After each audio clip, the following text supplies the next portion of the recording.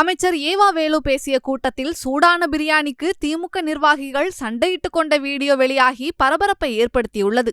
திருப்பத்தூர் மாவட்டம் ஜோலார்பேட்டையில் நடைபெற்ற திமுக உறுப்பினர்கள் கூட்டத்தில் அமைச்சர் ஏவா வேலு கலந்து கொண்டு 2026 சட்டசபை தேர்தல் பணிகள் தொடர்பாக சிறப்புரையாற்றினார். கூட்டம் முடிந்ததும் திமுகவினருக்கு மதிய உணவாக மட்டன் பிரியாணி வழங்கப்பட்டது. அப்போது அங்கு அமைக்கப்பட்டிருந்த அனைத்து டேபிள்களும் ஃபுல்லாகியதால் திமுக தொண்டர்களுக்குள்ளே சீக்கிரம் சாப்பிட்டுவிட்டு கிளம்புமாறு கூறி வாக்குவாதத்தில் ஈடுபட்டு அடித்துக் கொண்டனர். தற்போது திமுக மூத்த அமைச்சர் முன்னிலையிலேயே பிரியாணிக்கு போட்டி போட்டுக்கொண்ட வீடியோ வெளியாகி பெரும் பரபரப்பை ஏற்படுத்தியுள்ளது.